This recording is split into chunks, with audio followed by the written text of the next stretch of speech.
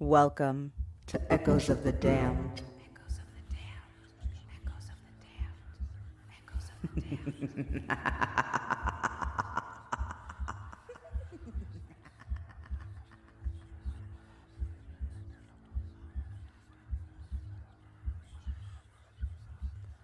Welcome, my ghoulish fiends, to Echoes of the Damned. Today, we journey to County Offaly, Ireland, where a castle stands not only as a monument to the horrors of history, but also as a portal to something darker.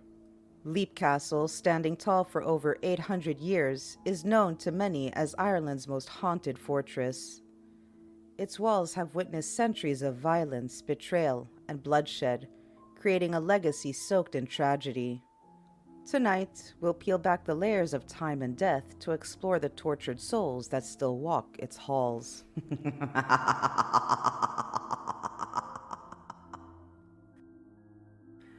Our tale begins around 1250 CE, when the Tower of Leap Castle was first raised, though the land it stands on holds secrets far older. This site, sacred and ceremonial, has been occupied since Neolithic times. The ancient stone structures beneath the castle hint at rituals long forgotten, but perhaps not entirely gone.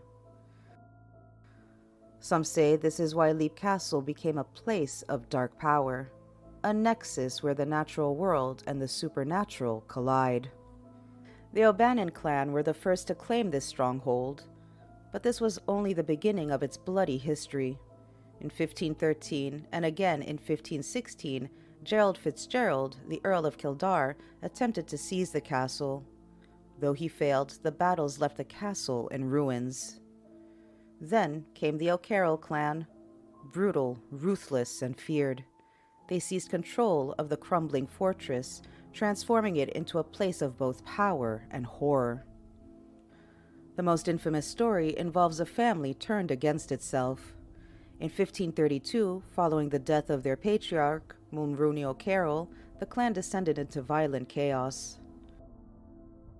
Brothers once bonded by blood became mortal enemies, and within the castle's chapel, known now as the Bloody Chapel, one brother, a priest, met a terrible fate.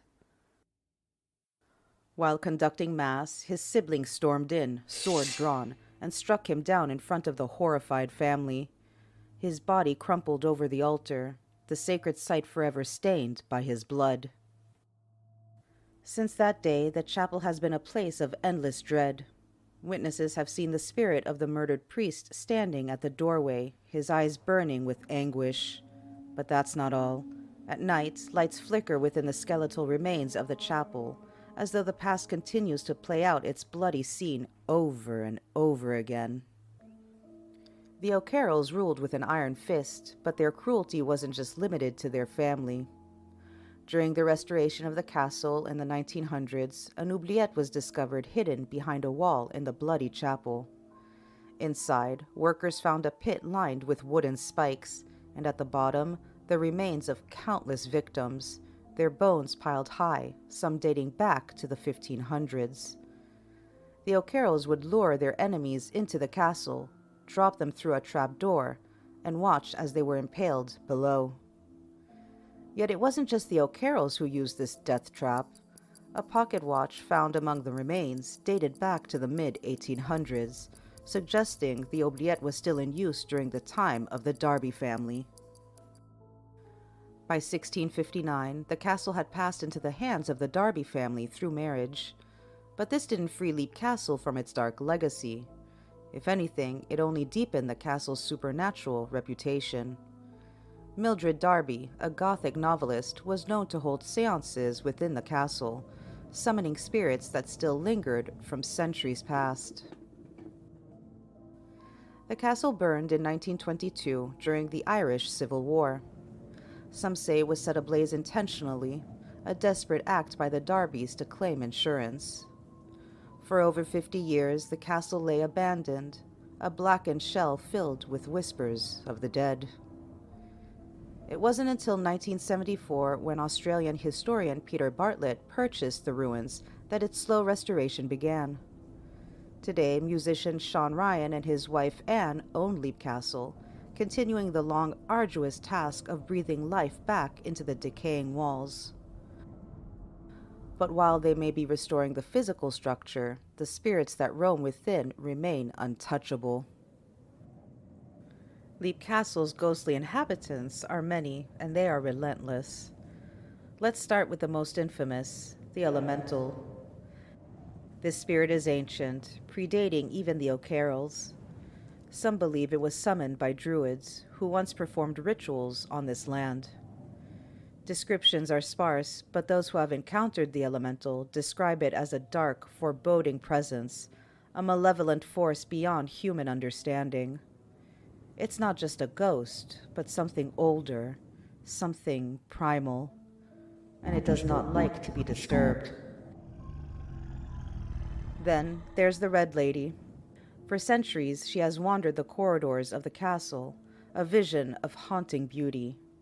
Her flowing red gown and raised dagger tell her tragic story. She was a woman captured by the O'Carrolls, raped, and left pregnant. When her child was born, the O'Carrolls killed the baby. In her grief and despair, she ended her own life with a dagger, the very dagger she now carries as she roams the halls, her face forever twisted in sorrow and rage. But the castle's ghosts aren't limited to the malicious. Two young girls, Emily and Charlotte, are often seen playing in the main hall. Emily fell to her death from the battlements, her small body dashed upon the stones below. Charlotte, her sister, drags her deformed leg behind her as she plays, forever tethered to the place of her sister's tragic fall. These are just a few of the spirits that haunt Leap Castle. There are many more, each with their own tale of blood and death. There's the old man seen sitting quietly by the fireplace in the main hall, as if waiting for something. There's the governess who watches over Emily and Charlotte with a stern, sorrowful gaze. And then there's the ghost of the murdered woman, whose clothes are tattered and whose screams echo twice before she vanishes. Leap Castle is a place where history and the supernatural have become intertwined, and those who enter rarely leave unchanged. The next time you visit an ancient place, remember, history doesn't just linger, it lives.